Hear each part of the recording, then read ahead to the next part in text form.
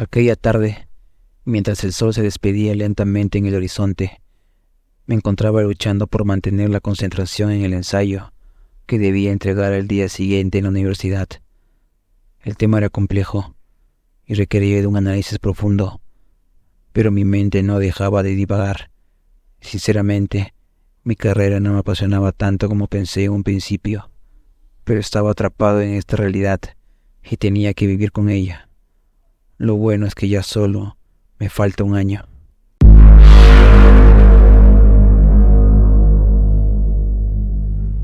A menudo me encontraba sumergido en pensamientos sobre otras carreras que en retrospectiva me hubiera convenido estudiar, pero ya era tarde. Había tomado una decisión equivocada y era momento de afrontar las consecuencias. Las ciencias forenses merecen un gran respeto y mucho más que eso. Requieren ser de estómago fuerte, pues no es cualquier cosa lidiar con los desafíos y situaciones que se presentan en este campo. La muerte, como tema central en muchas investigaciones forenses, siempre me ha parecido un asunto fascinante, enigmático e inexplorado, porque no sabemos realmente qué pasa después de que dejamos este plano terrenal. Aunque diversas culturas y religiones ofrecen sus propias interpretaciones, nadie ha regresado del más allá para darnos la respuesta definitiva.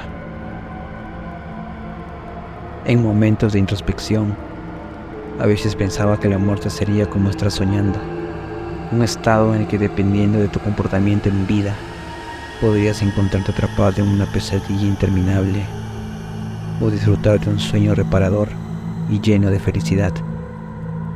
En otras ocasiones, mi imaginación me llevaba a considerar la posibilidad de que la muerte fuera en realidad una puerta a otra dimensión, en la que todos los fallecidos estuvieran viviendo una nueva vida, quizás incluso con nuevos recuerdos y experiencias por descubrir. Lo cierto es que nadie sabe qué sucede después de la muerte, pero es inevitable que algún día todos nosotros lo descubriremos en primera persona. Y mientras esos pensamientos me asaltaban, me di cuenta de que quizás, a pesar de no ser la carrera de mis sueños, las ciencias forenses brindaban una oportunidad única para explorar ese misterio eterno que nos envuelve a todos, que es la muerte. Y bueno, finalmente intenté concentrarme intensamente para escribir el ensayo. Mientras las horas pasaban, las sombras se alargaban lentamente hasta que por fin la oscuridad de la noche cayó sobre mí. Fue entonces cuando logré poner el punto final a mi arduo trabajo.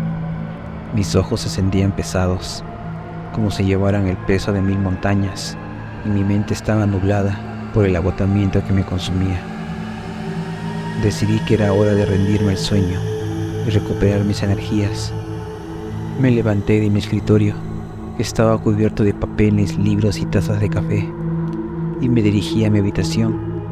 Vivía solo en la ciudad, lejos de mi hogar, en un pequeño pueblo de Michoacán, ya que había decidido mudarme para poder estudiar en la universidad.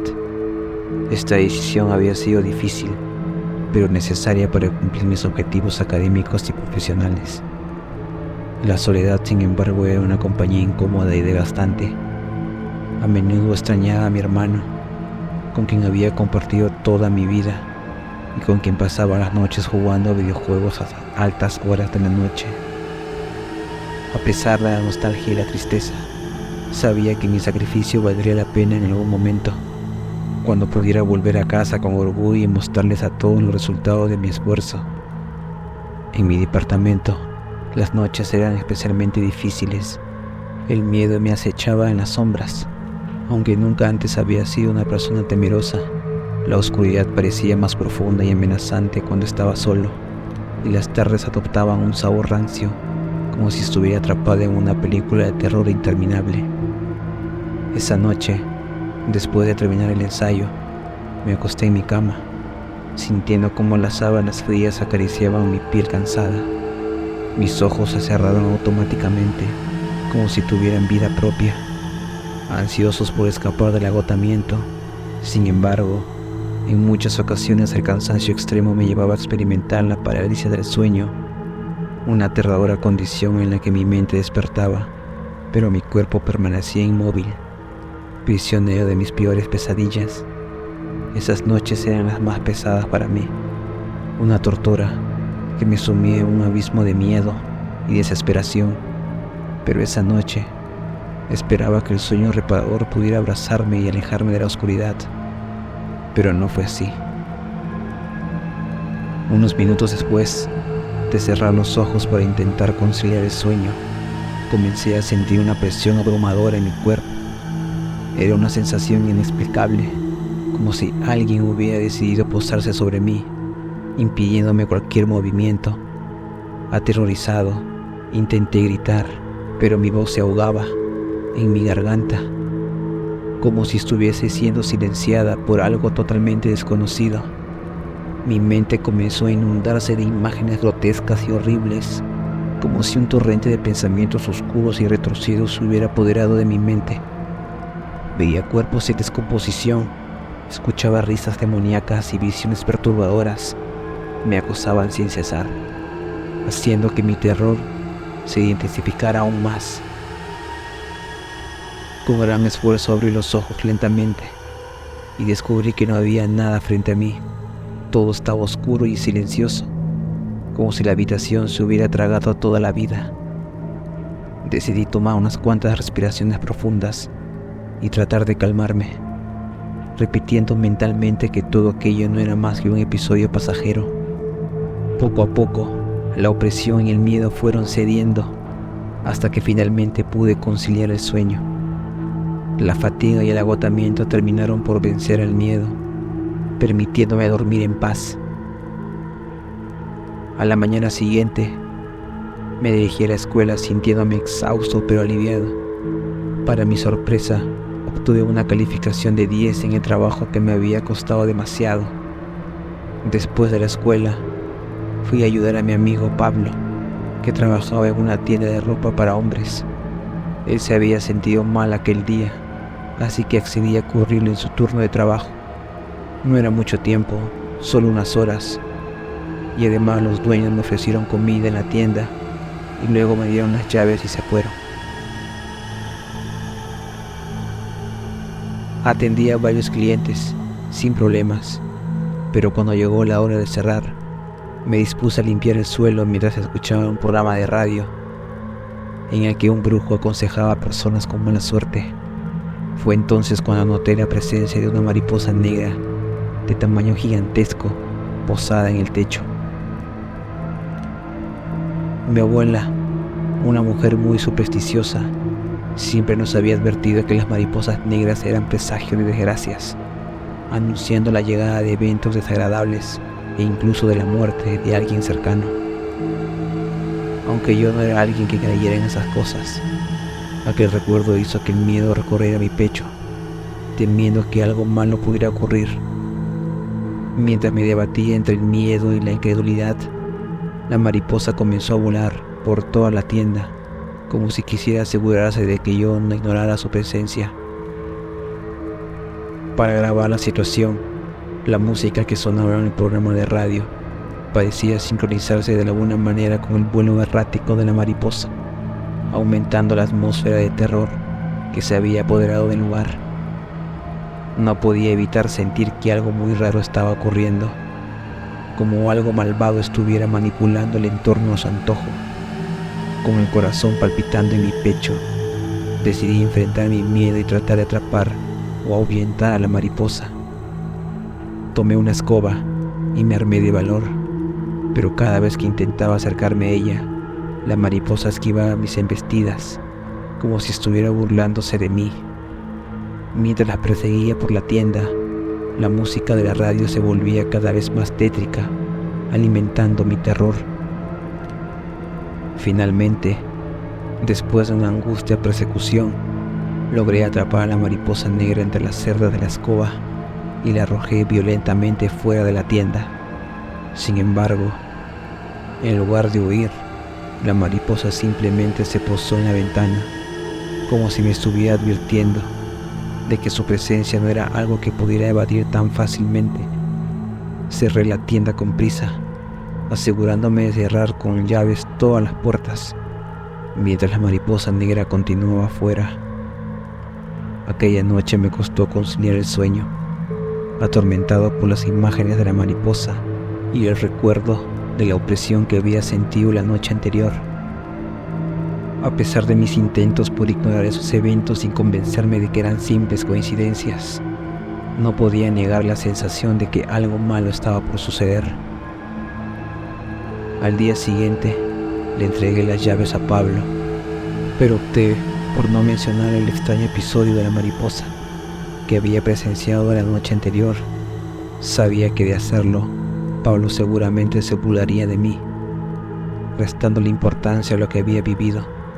Además, no podía descartar la posibilidad de que todo hubiera sido producto de mi imaginación, quizá debido a mi cansancio o al estrés acumulado.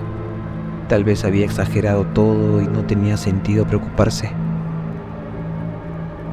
Pablo y yo teníamos un profesor llamado Sergio, quien gracias a nuestras excelentes calificaciones y al empeño que demostrábamos en su materia, Sergio solía invitarnos a realizar prácticas en la morgue que estaba al lado del panteón municipal, donde él trabajaba.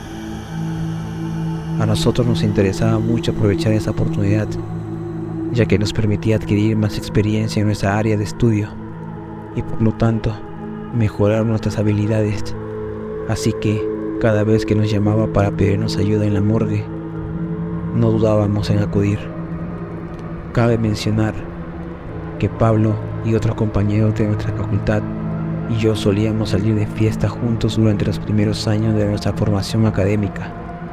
Cuando la madrugada llegaba y la fiesta acababa, en lugar de regresar a nuestras respectivas casas, nos dirigíamos al panteón municipal. Por algún motivo ese lugar no contaba con vigilancia ni estaba cerrado al público, lo que nos permitía acceder libremente.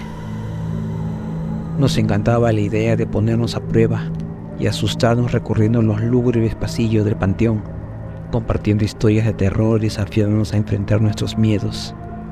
Sin embargo, con el tiempo, la carga académica fue incrementándose y la escuela comenzó a exigirnos cada vez más.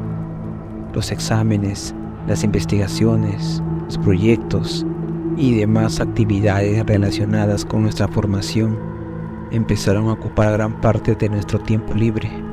Ante esta situación, nos vimos en la necesidad de abandonar nuestras vidas nocturnas al panteón municipal y concentrarnos en nuestras responsabilidades académicas. De este modo, nuestras escapadas al panteón se convirtieron en algo que recordábamos cuando íbamos a ayudar al maestro en la morgue. Esa tarde, el teléfono sonó, interrumpiendo mis pensamientos. Era el profesor Sergio, quien con una voz profunda me pidió que por favor fuera a ayudarlo en la morgue unas horas más tarde. Me informó que llevarían un cuerpo y que ya le había avisado a Pablo. A pesar de sentirme cansado después de un largo día, acepté ir. Decidí cenar algo rápido y ligero para no sentirme pesado durante la labor de la morgue. Tras la cena, me di un baño relajante y me cambié a ropa cómoda, preparándome mentalmente para lo que me esperaba. Mientras me dirigía al lugar, la luna se asomaba en el cielo, iluminando mi camino con su luz. Al llegar, me encontré con Pablo, quien había llegado casi al mismo tiempo que yo. Juntos, nos detuvimos un momento frente al cementerio y no pude evitar recordar aquella mariposa negra que había visto en la tienda de ropa, pues se conectaba muchas veces con la muerte. El profesor Sergio nos recibió con una sonrisa cansada, abriendo la puerta de la morgue, pero al cruzar el umbral nos invadió una atmósfera fría y lúgubre, como si la alegría y la esperanza hubieran sido desplazadas por la tristeza y la desesperanza. El olor penetrante a desinfectantes mezclado con el aroma sutil de la muerte nos hizo estremecer. Las paredes grises, desprovistas de vida y color, parecían absorber cualquier rastro de felicidad. La plancha de metal fría nos causaba escalofríos al pensar en su propósito. Mientras esperábamos la llegada del cuerpo, el profesor Sergio comenzó a contarnos que se trataba del cuerpo de un niño, quien había sido atropellado debido a un descuido de sus padres. Sus palabras resonaban en mi mente, pues era muy triste y desafortunado que un niño perdiera la vida. No me parecía justo, pero esperaba lo que había después de la muerte fuera un sueño y que para los niños fuera uno muy feliz. Pablo, conmovido, preguntó al profesor si era más complicado para él trabajar con casos de niños, ya que la muerte de alguien tan joven resulta especialmente desgarradora. El profesor, con una expresión de resignación, respondió que después de tantos años en su oficio, ya no resultaba tan difícil lidiar con la muerte de los demás, pero que al fin y al cabo seguía siendo humano y ver a un niño sin vida nunca era fácil de afrontar. En todas las ocasiones en las que el profesor nos había convocado para practicar en la morgue, nunca antes nos habíamos enfrentado a un caso de un niño. Aquella sería nuestra primera experiencia con la muerte en su versión más cruel y despiadada. El profesor, reconocido por su meticulosa preparación y siempre disponer de todo el material necesario, sorprendentemente llevaba consigo únicamente 2 pares de guantes en esta ocasión. Para optimizar el uso de los guantes, me asignó la tarea de realizar la apertura del cadáver para la autopsia, mientras que mi compañero Pablo se encargaría de coser al finalizar el procedimiento. Cuando el cuerpo llegó a la sala, una sensación inexplicable de incomodidad me invadió. De alguna manera pude sentir un súbito y punzante dolor en el pecho. Con el corazón latiendo con fuerza, me dispuse a efectuar la incisión, siguiendo las instrucciones del profesor Sergio. Mientras realizaba la autopsia, noté que mis manos estaban frías y temblorosas, y mi respiración se volvía cada vez más irregular. El aire en la sala parecía haberse vuelto más tenso y pesado. Cuando finalmente terminamos con la autopsia, Pablo se encargó de coser el cuerpo, tembloroso y con la cara pálida como si hubiese visto un fantasma. Por mi parte, me deshice de los guantes que había utilizado, sintiendo un alivio temporal al saber que ya no los utilizaría. El profesor y yo observábamos atentamente cómo Pablo cosía el cuerpo con suma concentración. La sala estaba en completo silencio y solo se escuchaba el sutil sonido del hilo atravesando la piel del cadáver. Pero entonces algo inesperado sucedió. Cuando Pablo estaba por llegar al pecho del cuerpo, la mano del niño muerto se levantó bruscamente y agarró a Pablo del cuello con una fuerza sobrenatural. El grito de pánico de Pablo resonó en la sala mientras su cuerpo temblaba violentamente.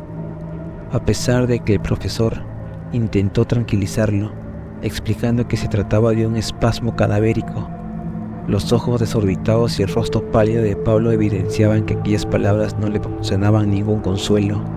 Sus manos temblaban como gelatinas mientras luchaba para soltarse del agarre del cadáver. Confieso que yo tampoco pude mantener la calma, sintiendo un escalofrío recorrer mi espina dorsal al presenciar aquella escena tan escalofriante.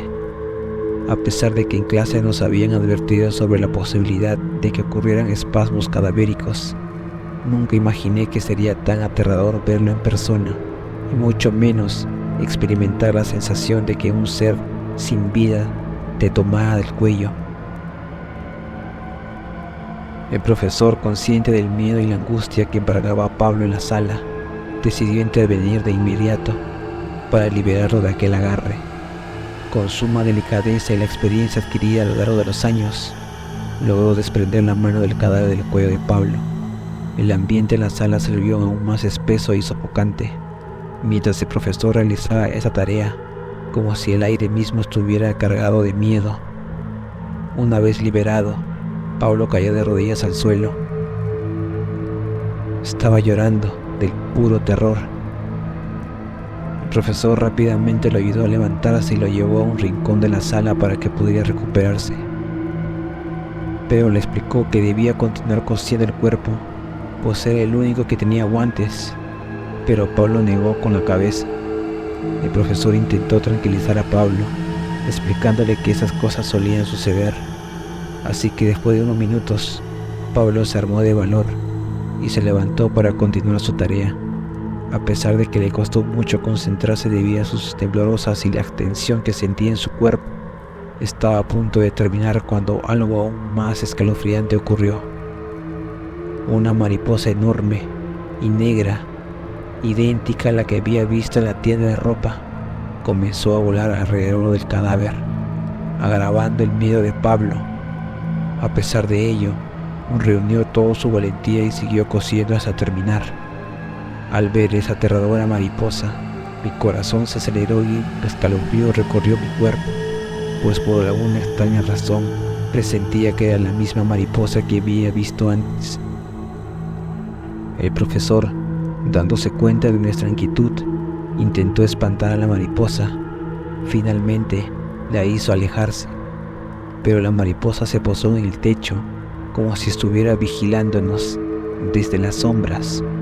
No podía evitar pensar que su presencia era una advertencia, una señal de que lo sucedido con el cadáver no era un simple espasmo cadavérico, sino algo mucho más siniestro. Los tres nos quedamos en silencio, tratando de no comentar sobre el suceso para no empeorar la situación. Pablo y yo decidimos ir a lavar y desinfectar nuestras manos e instrumentos, intentando dejar atrás el temor. Al entrar a los lavabos, sentimos una atmósfera extraña y gélida, como si la temperatura hubiera descendido drásticamente. Nos miramos, ambos sintiendo el mismo escalofrío, y vimos a la mariposa entrar al lugar. Lavamos nuestras manos rápidamente, pero mientras mirábamos al frente, escuchamos un sonido espeluznante como si alguien estuviera rasguñando la pared de atrás. Nos quedamos paralizados, sin atrevernos a voltear hacia la fuente del ruido.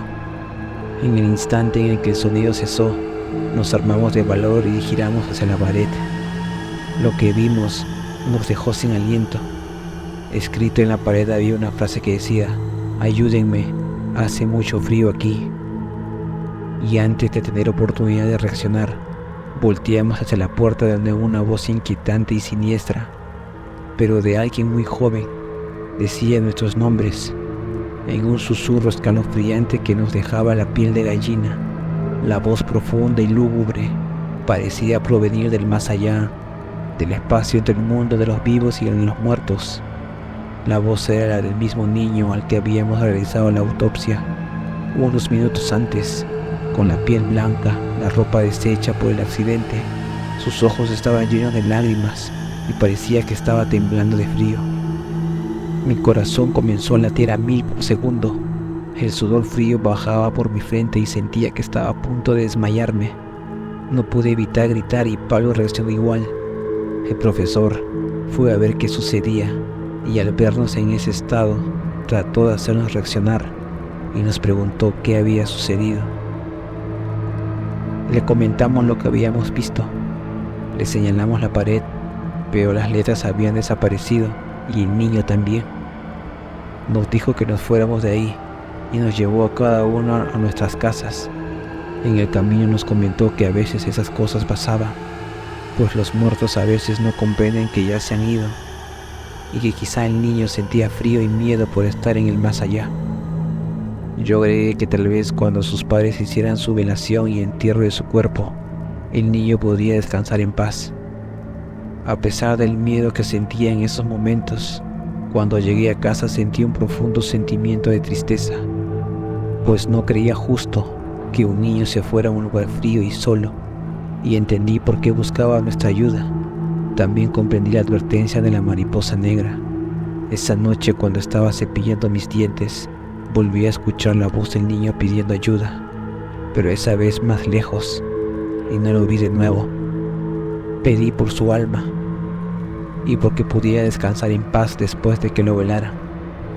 Después de esa experiencia comencé a pensar más acerca de la muerte y todo lo que había después, en lo triste de que los niños se fueran, y comencé a tenerle más cariño a mi carrera y a respetar los cuerpos que llegaban en las prácticas y después en mis años laborales.